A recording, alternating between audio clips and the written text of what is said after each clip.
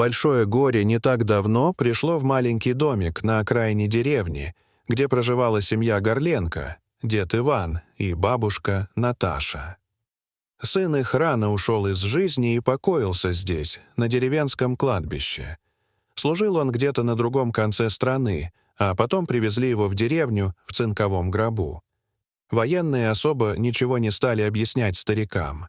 Сказали: «Погиб, как герой, ведется расследование, виновные будут наказаны, и все». Да и все эти расследования все равно им сына не вернут. Погоревали безутешные родители и смирились. Остался с ними только преданный пес, Пират, так звали их питомца, который теперь в какой-то степени скрашивал их горестные дни и которого они безумно любили. Когда Пират умер от старости, пожилые супруги долго плакали и решили, что больше собак заводить не будут, слишком больно их терять. Правда, Иван предлагал жене взять другого щенка, но она была категорически против. «Мы уже старые, и неизвестно, сколько еще проживем. Зачем животное сиротой оставлять? Больше никаких животных. Будем с тобой вдвоем доживать», — сказала бабушка Наташа. Иван в этом был с ней согласен. Очень он любил свою жену-супругу и во всем ее поддерживал. «Да, осиротели мы с тобой окончательно. Жаль, не оставил сынок наш после себя детишек, так хотелось бы с внуками понянчиться. Был бы смысл жить дальше, а так одна тоска беспросветная», — говорил дед Иван. Как-то весной пошли они на могилу к сыну. В этот день как раз была годовщина его гибели. Старик поправлял могилу и разговаривал с сыном. Рассказывал об их с матерью жизни, пересказывал последние новости. Сегодня мать заботливо разложила на могилке конфеты с печеньем, зажгла свечи, поправила цветочки. Дед Иван взял супругу под руку, и они уже собрались идти в сторону дома, как вдруг услышали какую-то возню за соседней могилой. Обойдя вокруг оградки, оба замерли на месте. Маленький, худющий волчонок жевал обертку от конфеты и урчал. Увидев людей, волчонок оставил обертку и посмотрел на пожилых супругов каким-то вопросительно укоряющим взглядом. «Ваня, обещай мне», — тихо зашептала Наташа, сильно сжав руку мужа. «Обещай, что ты проживешь еще минимум 10 лет». Тогда он буквально опешил от ее слов, но жена так на него смотрела, как будто от этого зависела вся их дальнейшая жизнь. И, не задумываясь, он произнес: «Обещаю. Ты ведь подумала? То же самое, что и я. Только ведь это не собака, это волчонок. А мне все равно. Нам его сынок послал». И она, улыбаясь, подняла это тощее чудо и прижала его к груди. Так у них опять появился питомец — волчонок Тихон или просто Тишка. С тех пор, как они похоронили сына, прошло 2,5 года.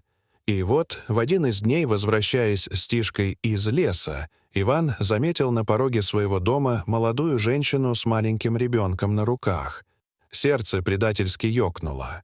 Волк рванул вперед, но хозяин резко его остановил, приказал идти рядом.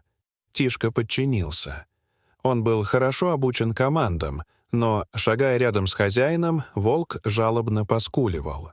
Женщина протянула Ивану какую-то бумажку и сказала: «Сынок ваш так и не женился на мне. Не успел, погиб, но от дочки своей не отказался». Иван держал в руках свидетельство о рождении, где черным по белому было написано, что отцом девочки был его сын, Горленко Валентин Иванович. Совпало все — и дата, и место рождения сына. Не было никаких сомнений, что Танечка их с Наташей внучка. Радость-то какая! Иван стал громко звать жену. Маму Танечки пригласили в дом, хотели принять как самого дорогого гостя, но она отказалась. Даже ничего внятного не смогла объяснить, почему молчала столько лет и раньше не порадовала стариков такой новостью. Несостоявшаяся невестка решила срочно возвращаться в город. Она объяснила, что ей надо срочно устраивать личную жизнь, и поэтому она привезла девочку к родителям ее отца. Сказала: Пусть Танечка поживет с вами недолго, годик примерно, пока я не определюсь в жизни, а потом заберу ее к себе». Старики были безумно рады. Но с тех пор прошел годик, потом другой. Танечке было уже 6 лет. Пожилые супруги радовались, что мать девочки так и не объявилась, ведь они уже не представляли себе жизни без внучки. Да и она сама все реже и реже вспоминала про мать. У нее были любящие бабушка с дедушкой, куча друзей в деревне и самый главный друг и защитник — волк Тишка. С появлением в доме внучки у стариков прибавилось забот. Иван опять пошел работать, взяли его лесником. Работа эта для него была знакомая и любимая. Он много лет проработал в этой должности, еще до пенсии. Теперь он часто пропадал в лесу на своей заимке вместе с волком. В этот раз он предупредил, что уходит надолго и возьмет с собой только Тишку. Женской части семьи велено было дожидаться мужчин дома. Но вот только через 3 дня Иван вернулся обратно. Обеспокоенная Наташа бегала вокруг мужа и допытывалась, что случилось. Старик отшучивался. «Ты сперва мужа накорми, в баньке погрей, а потом спрашивай». После бани Иван и вправду подобрел и разговорился. А рассказ его был такой. «В тот день я долго бродил по лесу под дождем. Ушел далеко, да силы не рассчитал. Промок, озяб и очень устал. Тишка еще с утра где-то запропастился. Он любит по лесу в одиночку побегать. Волк, что тут скажешь? Решил я не ждать его, а дойти до лесной сторожки один. Там всегда есть запас дров и еды. Можно согреться, обсохнуть, подкрепиться и отдохнуть. В печи уже вовсю трещали дрова, одежда сохла, я открыл банку тушенки, порезал хлеб и перекусил. Видимо, от усталости меня быстро сморило в сон. И снится мне лето, иду я по большому полю, а рядом со мной сынок Валентин. И вот мы уже почти все поле перешли, так хорошо нам вместе, что просто не передать словами. И тут я назад оглянулся, а на другом конце этого самого поля вы стоите, и мне платочками машете и зовете обратно. Хорошо мне так, сынок, но не могу я с тобой пойти. Мне еще дочку твою вырастить надо и на ноги поставить. Объясняю я Валентину. Мне нужно жить, понимаешь? И я вдруг проснулся от страшного треска. Вся избушка была наполнена дымом. Вокруг на полу валялись битые стекла и обломки деревянной рамы от окна. А сквозь дым на меня смотрели умные глаза Тишки. По его морде текла кровь. Я на несколько секунд оцепенел от неожиданности.